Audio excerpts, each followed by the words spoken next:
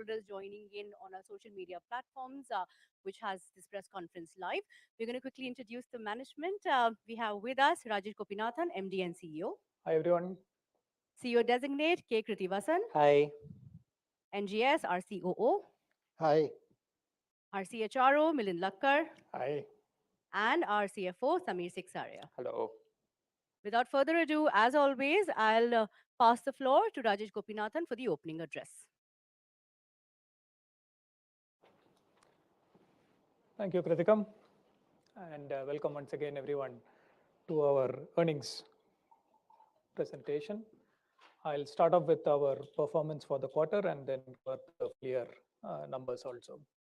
TCS ended Q4 on a strong note. We have clocked 59,162 crores in rupee revenue, which brings our dollar revenue for the quarter at $7.2 billion. It's an increase of 10.7% on a constant currency basis from a year-on-year perspective and 16.9% in reported INR terms.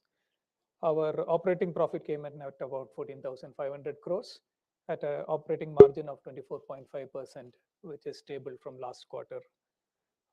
We converted that to a net profit of about 11,400 crores with a net profit margin of 19.3%, which is a sequential expansion of about 70 basis points. That brings our EPS for the quarter at 31.14. I'm also happy to note that we have continued to maintain very disciplined cash conversion, and these profits have been translated into 11,864 crores of cash from operations, which brings our total cash to net profit at about 104% for the quarter. Overall, satisfying quarter in the midst of a fairly challenging operating environment.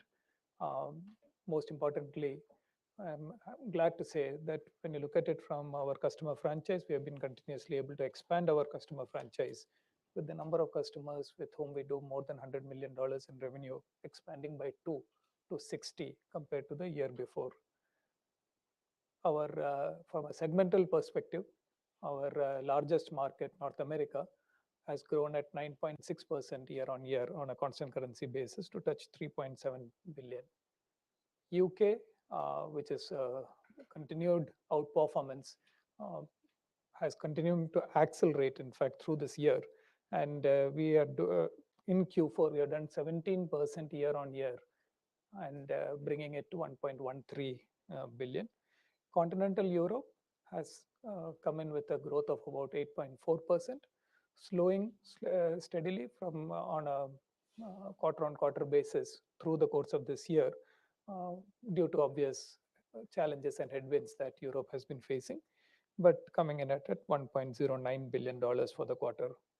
From a vertical industry perspective, despite everything that is going on, BFSI has clocked 9.1% year on year on a constant currency basis, bringing total revenues to 2.26 billion.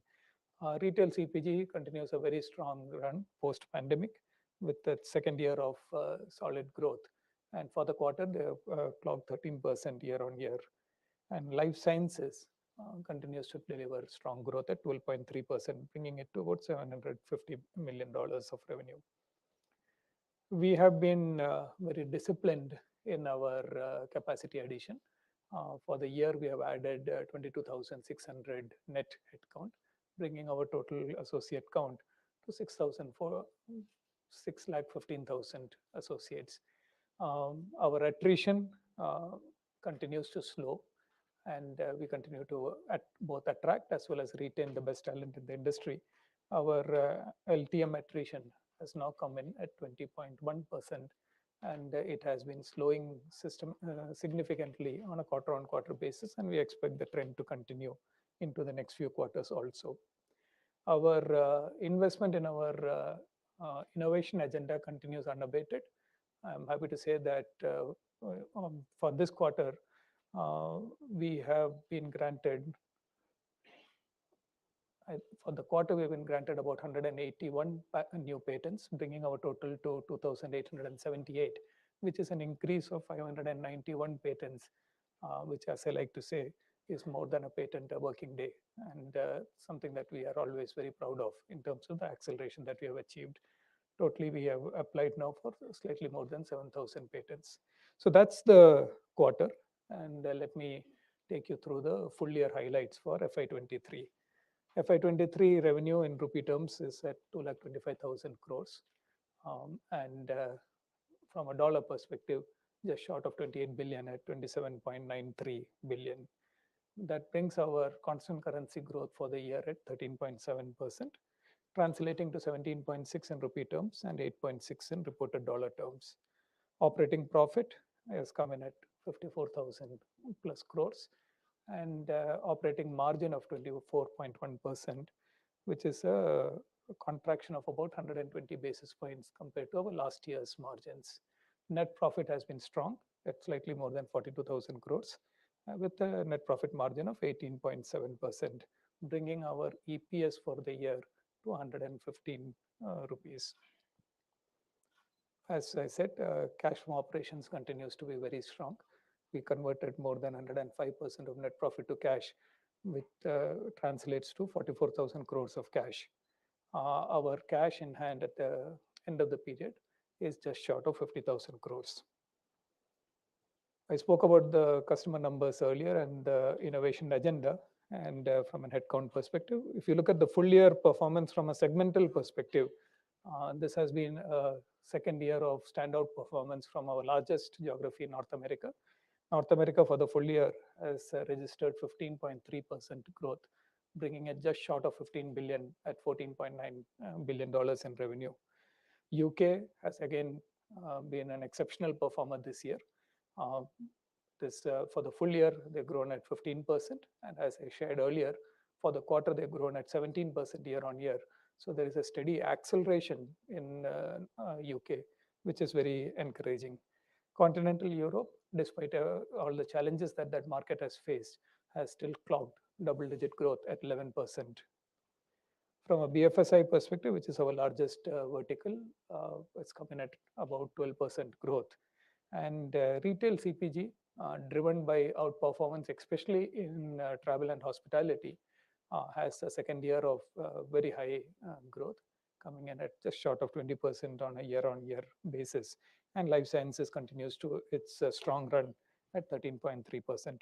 So overall, a strong set of numbers to end the year at. We will,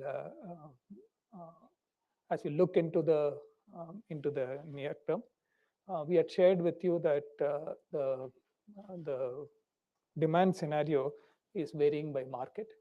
Last quarter, I had shared that we expect North America to recover meaningfully through the start of the year.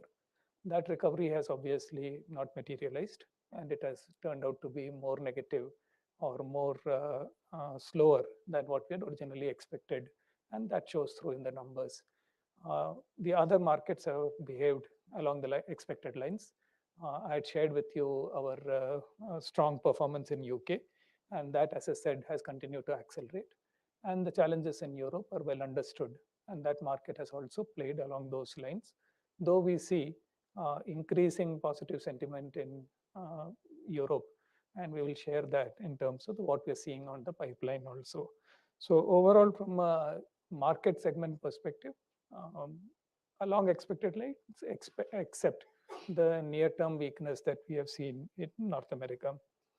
The North America story also translates into BFSI. BFSI has had a strong run, and we are watching carefully the developments. But overall, immediate impact is less, but of course, the near term needs watching.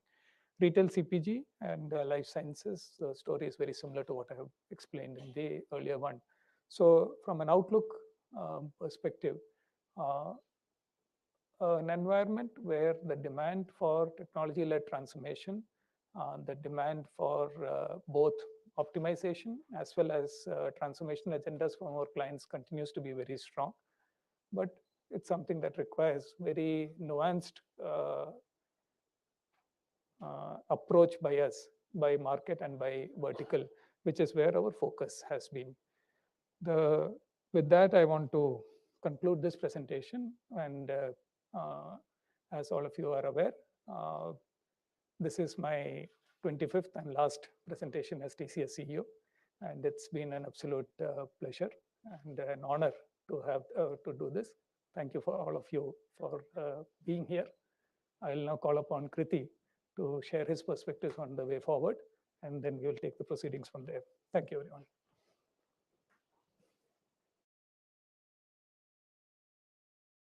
Thanks, Rajesh, and good evening, everyone. First of all, I would like to start by thanking our the chairman and our board of directors for entrusting me with this huge opportunity and responsibility. Also, want to thank Rajesh, NGS, and senior leadership colleagues here who have been with me all along and supporting me and backing me. So, I am taking this based on the support I am promised from all of them, and I am very happy to take this one and whatever this organization has given me, it's my responsibility to give it all the other associates that are working with us here. Coming to the business side, like Rajesh said, we had a good, strong, closing the year in a strong note. Particularly, the year has been really good, and the demand environment has been also very strong. Okay, we have closed the year with a order book of close to about $34 billion, and specifically for Q4, our TCV is about 10 billion, which is probably one of the highest for us. And our Q4 order book contains a all-time high number of deals with TCV above 50 million. And it's also a very well distributed set of deals across all verticals and geographies. For instance, the BFSI TCV is about 3.1 billion, and retail TCV is in the order of 1.3 billion. The TCV for North America is about 5 billion. So, and also if you look at the nature of the TCV, it's coming a lot from new account wins as well. So we are quite enthused by the kind of demand we see. Like we always been saying that the sustainability of demand, like the IT demand is quite resilient because most of our customers are embarking on what we call a multi-horizontal digital transformation. And despite the short-term uncertainties, we believe the TCV makes us believe that our theory and thesis is correct, and the demand will sustain. And there could be some uncertainties in the short run, and we need to adjust and work towards it. So, with that strong demand is what I am taking over this role, and I hope that we'll have a great year going forward. Thank you.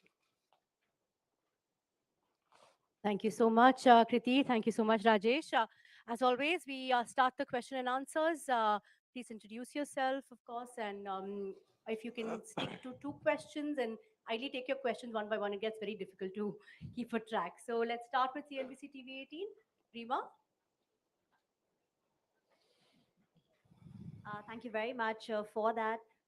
Rajesh, first question. Why are you stepping down? Are you stepping down earlier than what you had said? You had said 15 September. Are you going to be there?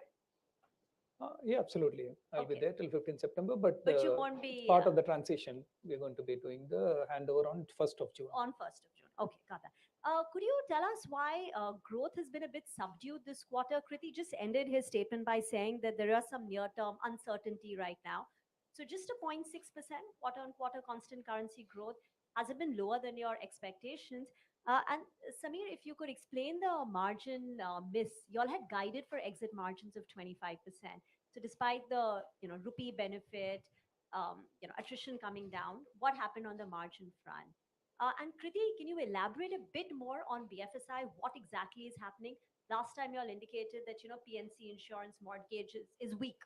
So you had already raised a red flag on these two. Are there more segments, or are these getting worse? What exactly is happening on Sure. BFSI, especially given what we've seen in the last 2 months? Okay. NGS on deal wins.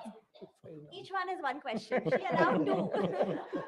All of you all have to remember only one question. Divided into 7. Each one is one question. Rajesh on growth, Samir on margins, NGS on deal wins, Kriti on BFSI, and I have one for Milind. So can you explain this, $10 billion? If it's that strong, why is it not reflecting in the top line? And break it up in cost optimization and the transformation. I think last time you gave a number of 20 cost optimization deals so far this year. What's been that number? And Milind, FY24 hiring target. I think last time you said 40,000 would be the number. Does it, do you hold at 40,000 or any change in that? Thank you. All right. One each. Uh, yeah, no, so Rima, as I said, this quarter has definitely come in weaker than what we originally anticipated, and primarily coming out of North America. North America had slowed last quarter, but our expectation was that it is a cautionary stance from clients, and based on our discussions with clients, and we had expected that it will bounce back into the first few months of the new year. That has obviously not happened, partially because of the lingering concerns, and then exacerbated by the financial volatility that you saw in the banking system there. Very difficult for us to call whether how long this is likely to last, or how the near to medium term will turn out. But essentially, what we are looking at is that from an operational perspective, we have been tightening. So we are well positioned to be able to react on either side. We had brought down our lateral hiring and our overall capacity addition, leveraging the strong investments that we had made in the last year. We are systematically using the return to normalcy on travel to reposition our employee base in North America away from the short-term contingent labor back to our more stable employee-led delivery model with a slight BA side. So we are doing the operational steps required. We are positioning ourselves to be able to either ride out the short-term uh, constrained demand environment, or to be able to react if the market turns positively. So that's where we are currently at. Uh, Calling it forward is difficult. So we are doing what's in our control in terms of positioning ourselves to be able to handle it on either side of it. From a margin perspective, what we, like Rajesh pointed out, what we saw at the beginning of the year and how the macro environment as well as client sentiments turned increasingly negative, getting into February as well as into March, is something what reflected both on the revenue side and on the cost side. And if you look at it with discretionary spend getting impacted, the revenue gets impacted immediately, while in the very short term, cost is sticky. So that's where, but if you look at it, we could get a flat margin.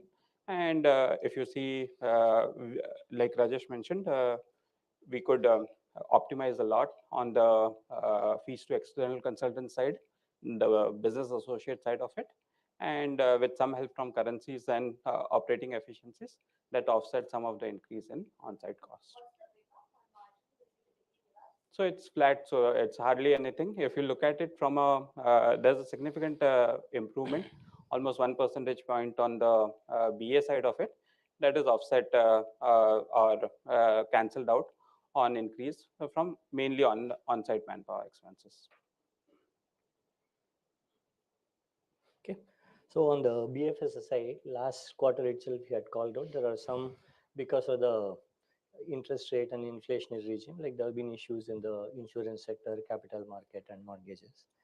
Uh, what changed this quarter more than anything to do with inflation or interest rates is sentiment, right? Like what happened with one in the banking sector, it actually the sentiments are quite down, and people are all not sure what's going to happen, and so there was a greater rush to preserve cost, and they were willing. Most of our clients were whatever they can delay, like defer for a quarter or two, they were deferring it so that they can conserve cash and be ready in any eventuality. So I would say it's more a sentiment at play than anything structural. Actually, if you look at many of the large banks who are our customers are benefiting here. Like the deposits are again at all time. The deposits are increasing after during this banking crisis. So they would be actually better placed going forward. That is for North America.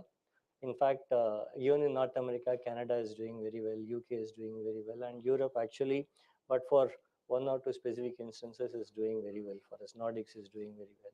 So there are, yes, there are some issues in US, but most of the other regions are doing quite well for us. And as I said, we have a strong order book as well. So we don't want to say that in a particular quarter these things will be cannot call it immediate quarter, but medium to long term we are very comfortable. Yeah, and the deal wins. Yeah.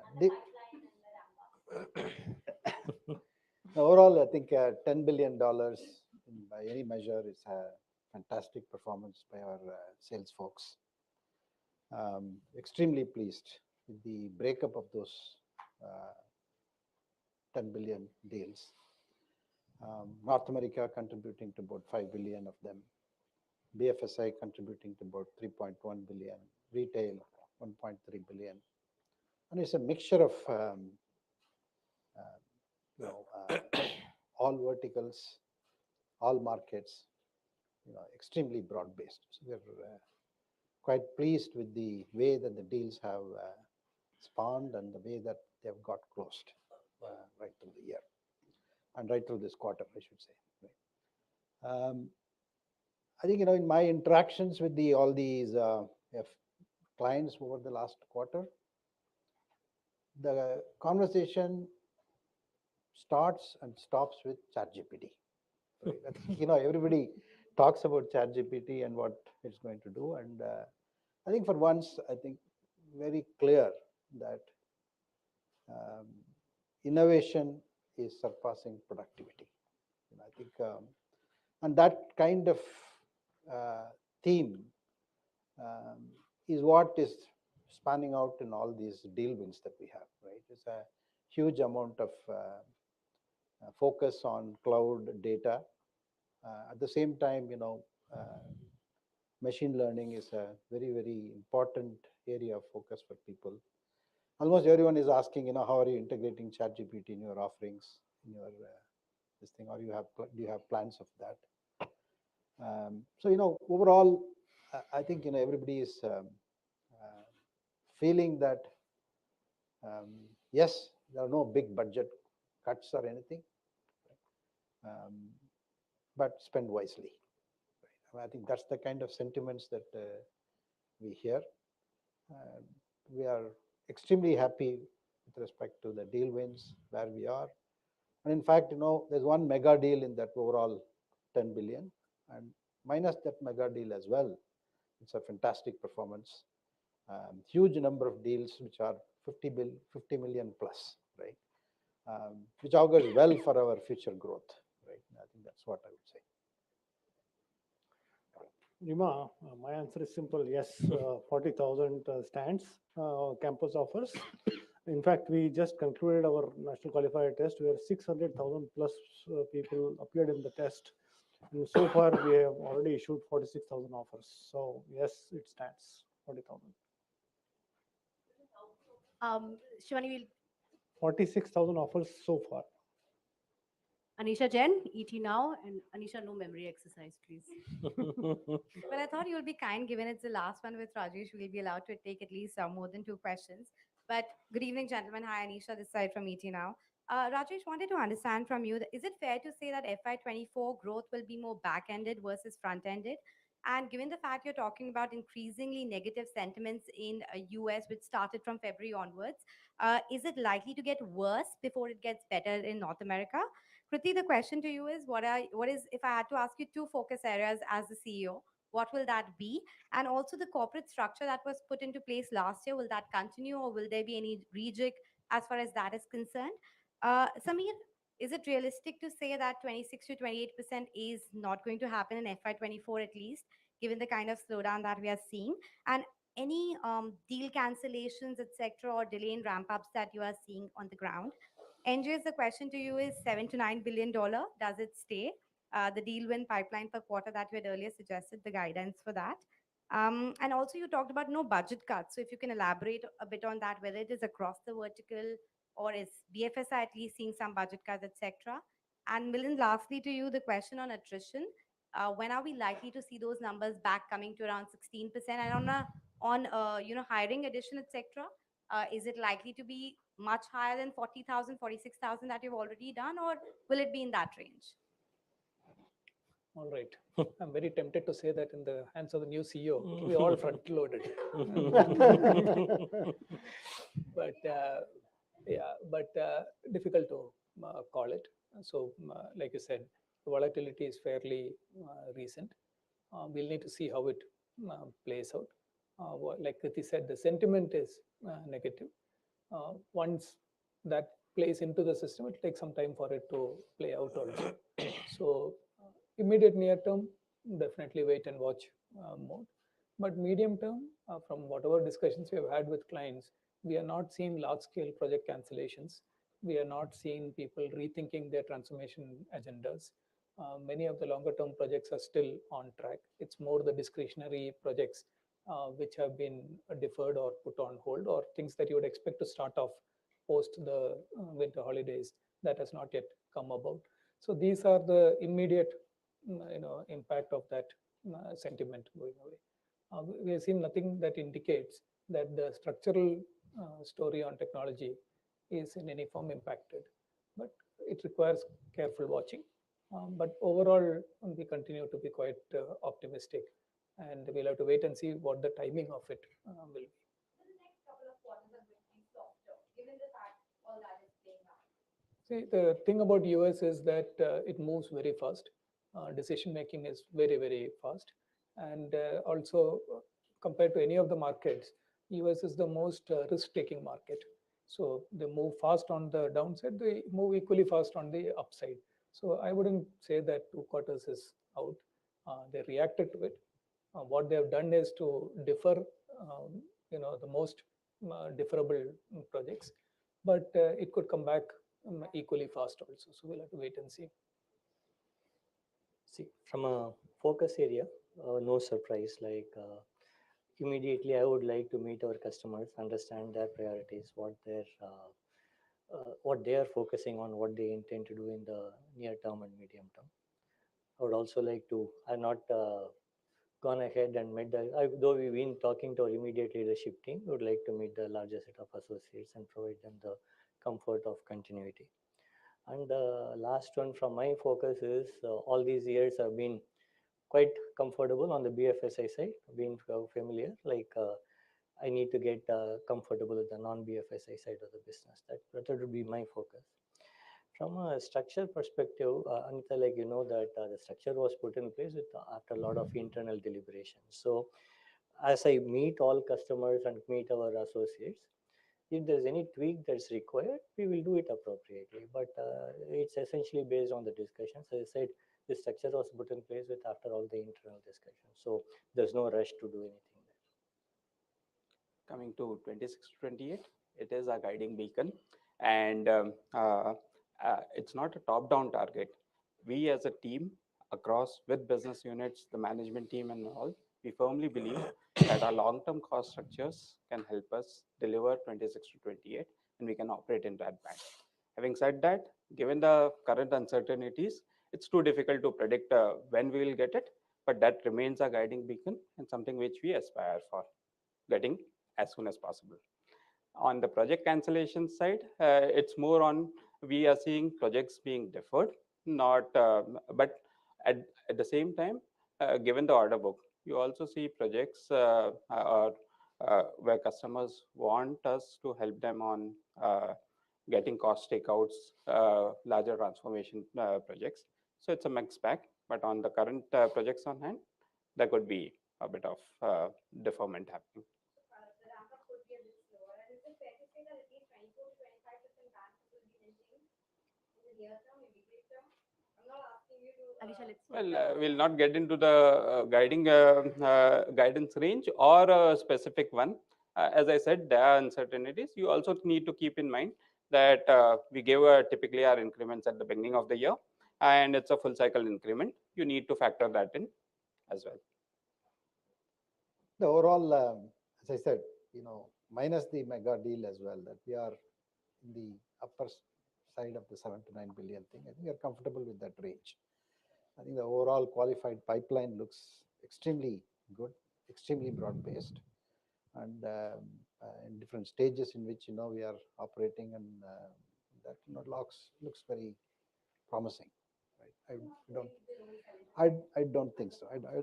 There's no reason for us to tell you that we'll be going below 7. Right? Is not warranted.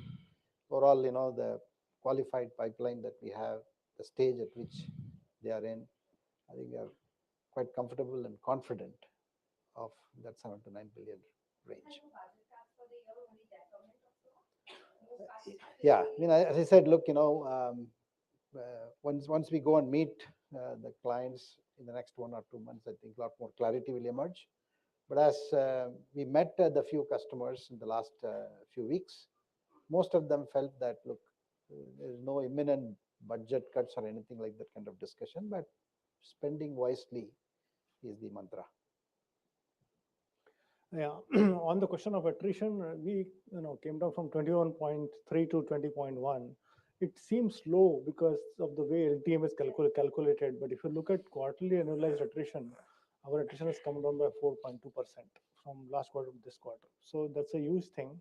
And for the future, basically, I expect us to come to pre-pandemic levels in the second half of this year.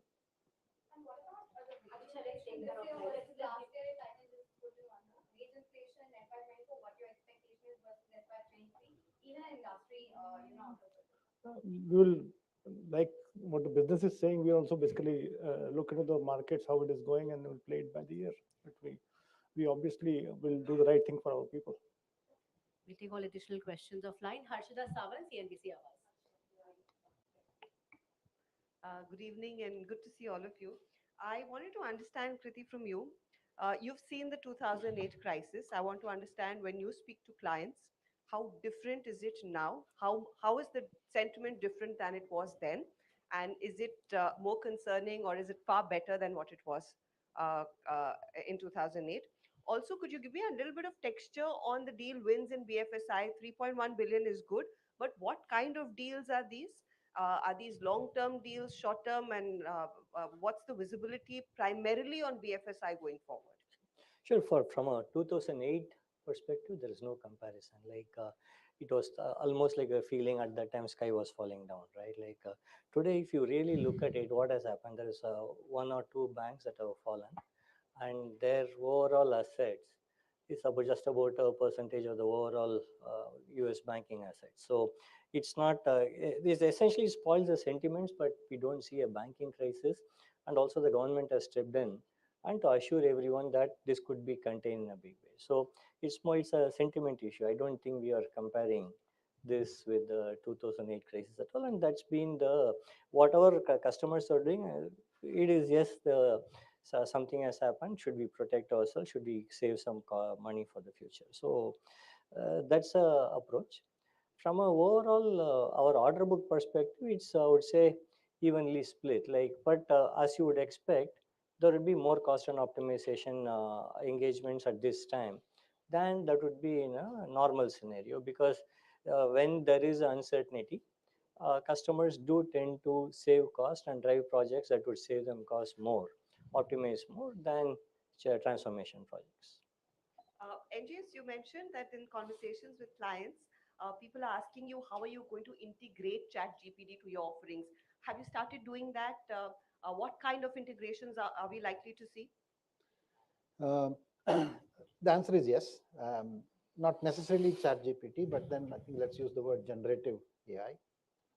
I think TCS pioneered this whole quality metrics, delivery excellence programs.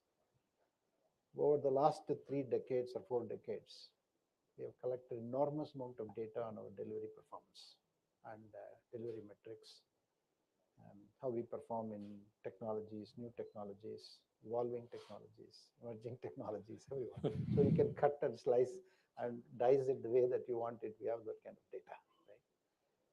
The interesting thing is that, look, how do we apply aspects like machine learning, deep learning on the data, and then see how we could raise the bar on our own delivery capability, on our own delivery performance, and then improve the overall quality of experience for our clients, right? Which essentially means that, look, there'll be a lot more reusability of code, a lot more, generative capability of code, as well as, more proven code of delivery to clients. And one is that what we do within TCS, another is that how do we help clients to reuse their own code, better. So there are a lot of thinking going on, and a lot of pilots are being executed. So naturally, ChatGPT kind of a technology is like any other tool, any other technology, right? So as it matures, I think we will be ready for it. We will have a center of excellence around it. We will have core competencies built around it, and then see what are the drawbacks on it, what are the pros for it, and then use it the right way to deliver responsibly and meaningfully to our clients. It's happening. It's already happening. It's happening already. Yeah. Thank you, Harshit. I appreciate that. Ekta Suri, Z Business. Hello gentleman Ekta from Zee Business हम BFSI sector की बात कर रहे हैं आपने client से बात की आपको लगता है कि अभी भी उस सेक्टर में क्या अभी थोड़ा और पेन बचा है लाइक यू नो और it can recover a bit more fast It will recover. Okay, it's difficult to say whether there is some pain left or not left. Like as I said, it's first of all varying from geography to geography. Like BFSI sector, don't look at it as one single set. Like we are doing quite well in UK, we are doing quite well in Canada. Like our APAC market has done well, and even in Europe, Nordics have done well. It's some pocket. Essentially, US is only a issue that we are talking about here. And there also, you look at the last 2 weeks, even the US stock market is slowly improving. So the sentiments are improving, but there could be some vulnerable banks all the time, right? And all it takes is one of the vulnerable banks to fail for the sentiment to go back. So there is no structural pain. Okay, as long as the inflation comes down, interest rate comes down, everything is going to be much better. Okay, the issues are around inflation and interest rates. Otherwise, the banks are all doing well. Even SVB was a good bank doing quite well. So I don't want to say that there is a pain left in the system. The sentiments and the overall macroeconomics is what is driving this. और sir आपने बात की कि clients ने बोला है कि spend wisely कोई बहुत बजट कट नहीं है सो व्हेन वी से spend wisely do you think so कि अगर ग्लोबल स्लोडाउन की बात ना होती तो शायद उनके बजट्स भी थोड़े ज्यादा होते और वो जो वाइजली स्पेंड वाइजली की बात हो रही है वो थोड़ा बजट एक्सपैंड हो सकता है rather than you know cutting corners in their budget budget expand भी हो सकता है, कंट्रैक्ट भी हो सकता है, but it is not big, right? It can be plus minus 1 or 2% here and there in the overall budget. This is the impression that we gain, from the initial conversations that we have with our clients, right? But bottom line is that the kind of programs that customers were embarking, whether it is cloud or data, they are kind of irreversible, right? They have gone ahead with it and they will continue to invest in it. They'll continue to leverage the cloud and data capabilities for their own growth. Right? But there are, in any project, overall portfolio of projects, there are certain projects that will have to keep going, certain projects, the pace of which can be slowed down, certain projects can be deferred, right? That's the kind of a portfolio typically every client has, right? So what we are seeing is based on the sentiments, there have been some deferment, there have been some, let's say, taking off the pace of execution, some, keep going at the same pace that we used to do before, right? So I think, that's the nature of the beast that we are facing right now. और sir AI generative chat GPT के बारे में भी बात कर रहे हैं बहुत से अभी नया एक फैक्ट तो नहीं बोलेंगे but it's picking up a lot so I like to ask you sir बहुत से लोग ये कह रहे हैं कि एआई स्पेशली चैट जीपीटी जैसा अगर जनरेटिव एआई है तो वो जॉब्स पर भी बहुत असर डालेगा what's your view on the same अभी हमने कितने सालों से देखा है कि कोई भी नई टेक्नोलॉजी आती है तो जॉब कम नहीं होते हैं, जॉब बदल जाते हैं। वो भी अभी इसमें भी ऐसा ही होगा। हम लोगों को दूसरे स्किल्स में लोगों को एक एड ऑन करना पड़ेगा तो what they learn and based on that actually the new value will be created for the customers and for our people. So it is not going to be nullification of jobs, it will be replacement and new jobs coming out as a result. Thank you. Dibangana Ghosh from Money Control. Um, Good evening, gentlemen. So, my first question to Rajesh. So, we have been hearing that there are talks going on that there is a possibility that your advisory role might get extended. So, any update on that? And will you be continuing beyond September with TCS or Tata Group in an advisory role? My question to NGS, sir. So you have been mentioning about chat GPT. Could you share some specific industrial use cases? Because I know TCS has been working a lot in terms of developing those technologies for clients like Google and Microsoft as well. For Milind, we so in terms of the industry has been under pressure, we have seen there, and it's reflecting in terms of onboarding delays of freshers, plus some companies have decided to do a pay cut in terms of what the freshers were initially promised. Wanted to understand how is TCS assessing the situation, and also can we expect 100% variable pay for Kriti? Could you tell us a little bit more about if you're planning any structural reorganization? Will you be adding BFSI as a part of it? The first one is easy. This is TCS results presentation. My personal career progression will talk offline. So only when, yes. Yeah, so I think, ChatGPT is something that, I want to avoid that word, but then generative AI is the thing that we are focusing on, right? TCS, for example, if you take TCS banks, right, the complete code is generated using our Mastercraft tool, right? So the capability and the skill set that we have in terms of developing software that generates software is a core competence of TCS. Okay. If you look back to DataQuest in 1990, there was an article on TCS which talks about artificial intelligence. So artificial intelligence is not a new subject for us, right? It's been there, but then it's just that it has taken so much time to mature, and there are new possibilities right now, right? So the intent is that we have a lot of our data, lot of our proven code, repository of code that we have, libraries that we have, architectures that we have, design patterns that we have.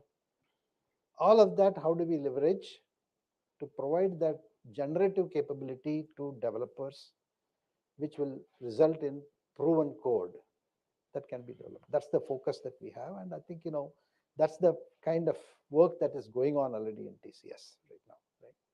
Regarding use cases, when I don't want to call out any use cases, because to me, any technology where use cases have come in, they have never matured. In my perspective, if you take blockchain, everybody talked about use cases. Then we didn't see blockchain to be a big wave of thing, right?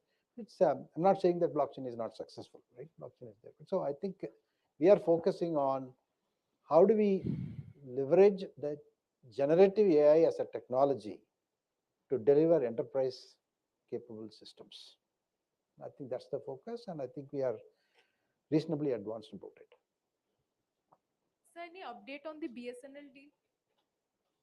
Offline.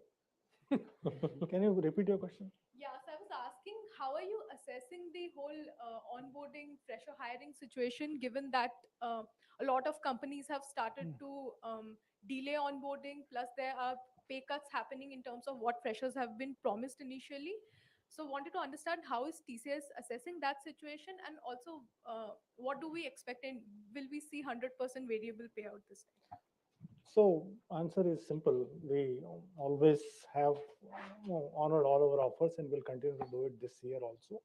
There were some delays in a month or two for onboarding people, but it will happen. We are honored all the offers. So, and in future, and no reduction in salaries, nothing. So whatever we have committed is what we honor. With respect to variable pay, yes, it is 100% variable pay this quarter. Any hikes? What is the quantum of the hikes? Or is Okay. not getting a turn as So our hikes are similar to what we normally do every year. For high performance, it can be in the range of 12 to 15%. What is the company average? I think without giving the average, let me just say basically what we normally do means high performance 12 to 15%, to go from 12 to 15% to 8% to 5% to 1.5%. That depending on the performance.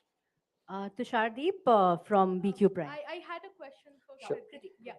See, but I answered that question before as well. Like, we are not in a hurry to do any structural change or organization change. We would be talking to the associates, we would be talking to the customers. We'll see what is required and do whatever is required at the time. The tweaks, whatever we need to do, we'll do. We are not in a hurry to. So Right. don't. Just a follow Devangana, up we'll there. take that offline. We are genuinely running out of time. Will Uh, BFSI be a part of, just one question, will BFSI be a part of the structural reorganization? I'm not even promising a structural change. Why are you asking? Will BFSA will be No, part no, of I that. mean last year's Tushardeep structure. from BQ Prime. Hello, gentlemen. Couple of questions. First, Kriti, how do you see the BFSI growth in the next 2 quarters?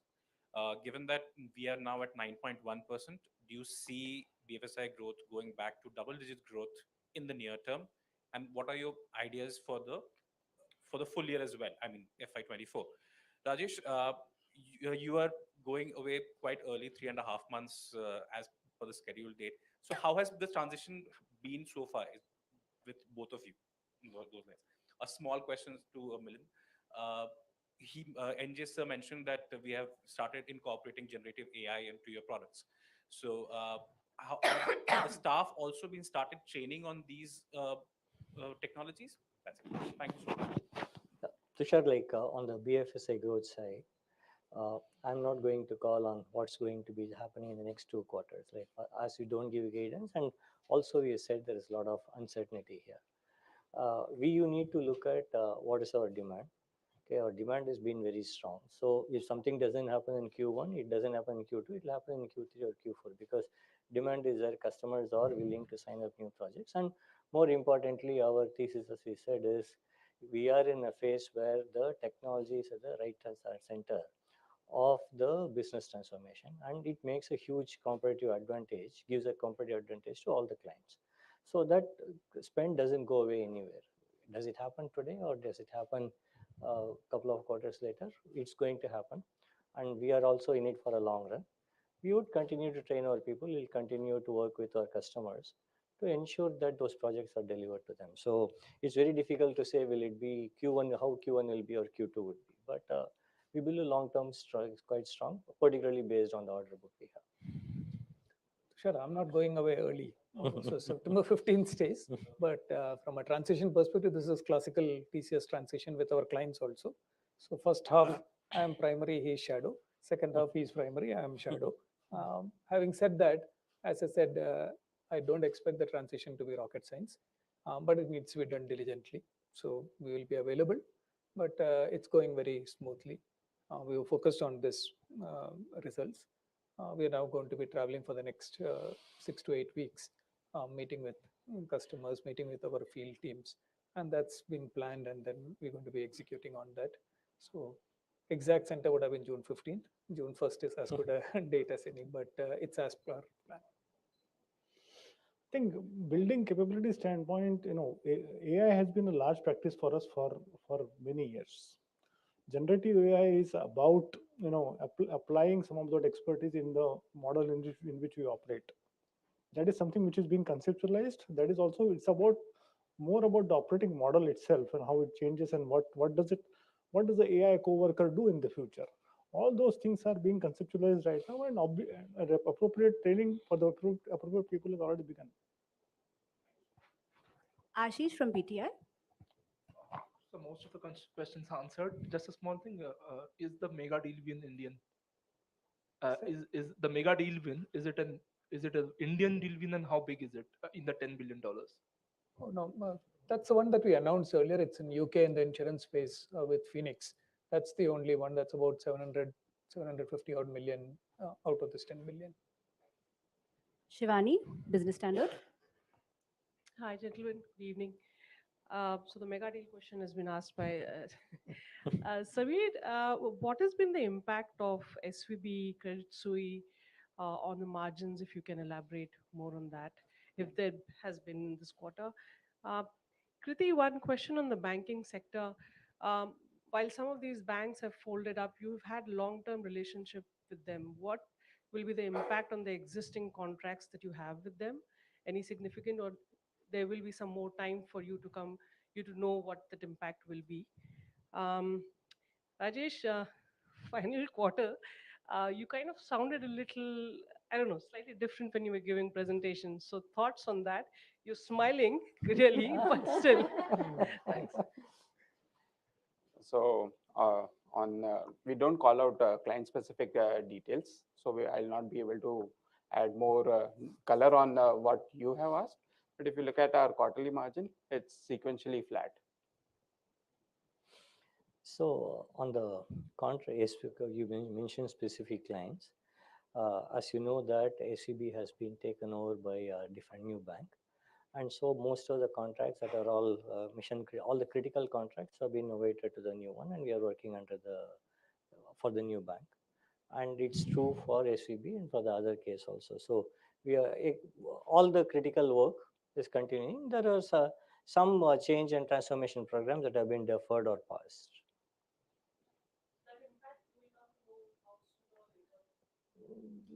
Not a material impact for us. Economic Times, Ramita, and we have Surbi as well. So one question per person, whoever. So one query for Milind, how many freshers onboarded in Q4? For Rajesh or Kriti, whoever would like to take this, QOQ growth has been a little over 1%.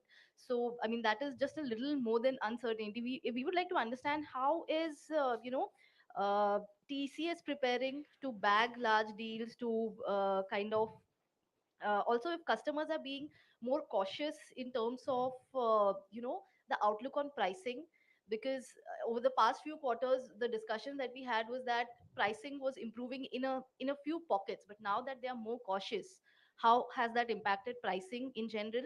And yes, in terms of large deals, how are you looking at it? Ramita, 0.6% is obviously, as I said, the main shift is in North America, and it's a fairly short-term shift. So if you look at, let me cover UK, Europe first, and then I'll come back to North America. UK is almost 5% Q on Q, if I remember correctly. Very, very strong, and not just the quarter performance, both the pipeline, near-term visibility, everything is very strong. So UK is actually, as I said, has been accelerating over the last few quarters, and this quarter also it did better than last quarter in terms of growth itself improving. So UK is in a good place. Europe, interestingly, Kriti touched upon it. So Europe, we spoke about sentiment improving in Europe. This time our deal wins in Europe have come in much higher. So deals greater than 50 million in Europe, in this quarter we have closed more than what we did in the first 3 quarters of the year. So the Europe sentiment is now translating into actual deal wins. On a quarterly basis, the actual TCV has come in almost 60% higher than last quarter's TCV. So Europe, that sentiment is converting into actual deal wins that needs to convert into revenue. If I look at specific segments, BFSI, Nordics and Benelux, those areas were earlier stressed. They have actually turned positive, but Central Europe requires watching. So we need to look at it from a regional perspective, but Europe incrementally so it was on a falling trajectory. It continues to be on that falling trajectory, but incrementally it's in a positive place. That brings us to US, which is our largest segment. The US weakness is very, very recent, right? And whatever we have shared with you in the past, our stance on that has not changed. We don't think there is structural weakness in it. We are not economists.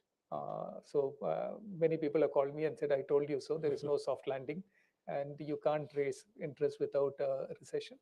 Maybe that is true, maybe that is not. So from our operating perspective, our stance is one, as I explained, we're making sure that our cost structures and our operating model is tuned to be able to react on either side. And from our field perspective, we are staying very close to our customers and making sure that we are fully connected. And we are participating in those discussions and dialogues, irrespective of when the decision making will return. So that's the way to look at it. So while the near term, the print number is weak, but we are not, anywhere near as concerned as we would be in a different scenario. Pricing is actually both on a quarter year-on-year basis as well as on a full year basis. Actually, realizations have improved. So that has come in. And this current one is more project cancellations rather than discounts or any pricing impact.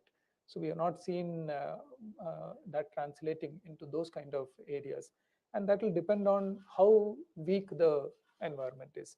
If it becomes significantly weak, then maybe something will come about. But at this stage, that's far away, and we are not anticipating that. Just to add to her question, hi, I'm Surabhi from the Economic Times. So I think Q and Q growth has come at around just about 1% or something. So it seems to be more than just uncertainty. If you could just explain what are the kind of deals that you're seeing right now, or that you're not seeing. We've heard a lot of analysts talk about vendor consolidation, how companies are probably going for more outsourcing, and what explains this just 1% Q and Q growth. Are clients really holding on, or they're slashing client budget, tech budgets, and what can we expect in the next few quarters? I know you've answered a lot of questions on that, but if you could just explain on what kind of deals you are seeing apart from BFS, that I think Kriti has explained. So, Surabhi, the deal flow is very strong. Deal flow at 10 billion, and if you remove the Sorry, I want to ask the deal flow number 10 billion. Does that make any sense? Because like NGS also said that everybody is waiting and watching, and there's a lot of uncertainty. So can we actually go by that 10 billion number? we should that's a real TCV, how it translates and what it's and also if you look at the nature of that TCV, as I said, there is one large deal at about 750. The next one is sitting at less than 250. So it is nicely bunched at deals in the 100 million kind of a range, and that gives greater confidence on the short term. So the 1% has to be seen in the context of what happened in North America in this period. uh, we don't see that immediately, but it requires careful consideration. Uh, Beyond that, there is nothing much. I mean, it's not a panic situation. It's not that people are completely cutting budgets. They're not telling us that prepare for a significant downturn. All of them are saying the same thing, that guys, hold on, we need to be careful. Let's see where it is going, and then we will take a call. Don't unwind, don't go away, stay with it. So the contract side of it, that decision making is happening, but the actual discretionary projects, things that you would expect to start, they are not started yet. Maybe it will you know come back. Maybe it will turn out to be something more negative, but that we will see. The point is that we got to position ourselves, as I said, for either direction, and that we are doing beautifully. Romita, just take a minute. Romita, we do not call out numbers, fresher hiring numbers in a quarter. All I can tell you is whatever offers we have rolled out last year, we are going to honor each and every one of them, and the people are getting already onboarded or getting onboarded as we speak. Ramita, we'll take this offline. Over the year, yes. Varun Sood, second last question from Mint. Hi, good evening, gentlemen. Sir, you had 34.6 billion TCV in the year ended March 2022, and in the fourth quarter, you had about $11.3 billion deal wins. So when this year you told us that about a strong deal win of 34.1 billion and 10 billion, the base of TCS also has significantly improved. So the way I look at it, actually the TCV numbers are a little low compared to the historic past.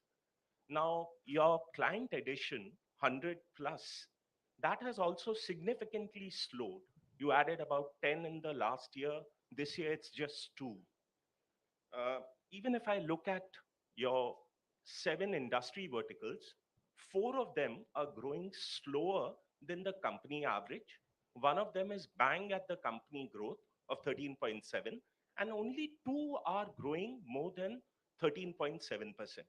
Now, all these numbers put together appears to suggest that there is something, a broad-based slowdown at TCS. Would you agree with this kind of conclusion? And having said this, what would be FY24 looking like? You don't give any guidance, but what will be FY24? Will it be like similarly at this numbers, what we've closed this year? or could it be any better? Because TCV by itself is a little misleading, if I can say so. That's the first broad, and I just have one last question. So on the chat GPT, now over the last 10 years, 15 years, every time a new technology has come, cloud has come, robotic process automation have come, we've always tend to conclude it, and journalists and analysts are guilty of it, that this is the death knell of Indian IT. It hasn't really happened. Now, should chat GPT or large language model or generative AI, should we look at it that it will actually increase IT outsourcing, both in terms of revenue and in terms of margins also? If you could just help us understand how over a 5 or a 10 year horizon we should look at the impact of generative AI on IT. Thank you. On the first one, uh, numbers are what they are, right? And you laid it out nicely. So TCV cannot be misleading because the number is exactly what you said what it is. Now we are giving you commentary on the rest of what is happening in the market. Based on that, you can make your own conclusion as to whether it will be good or whether it will be bad or somewhere it will be in the middle. We stay away from giving you specific guidance in terms of what the next year will be. But it's our job to report what the numbers are. It's our job to give you color on what we are seeing. And also it is our job to tell you what is our operating stance, which we have shared with you. Based on that, make your conclusions. And then we need to operate. We will do our bit. We'll see where it ends up next year. GPT. As far as the chat GPT is concerned, I think it's too early to say how it will span out in the future. But my own take on that is it's the generative AI capability is something that is going to make technology relevance and its acceleration even higher, right? Every small area, every area that was not touched upon by technology, I think it has the potential to be touched, right? That's the way that I see it, which essentially means that, look, we are going to see technology everywhere, and it will only accelerate adoption of some of the borderline technology or frontier areas of technology quicker. That's my take on it, but it's a future thing. Predicting the future is the worst thing that you can do in your career. And final question from Vivek from Informist. Hi, good evening, everyone. So, you said that in the retail vertical, travel and hospitality have been rebounding from COVID and that has been fueling growth. So, I just wanted to understand, do you expect this to continue going ahead, or do you think some sort of normalization will happen there? And also, your outlook on communications and media vertical for the near term. So, that has been a little slower compared to other verticals. So, what is your outlook on that? Thank you.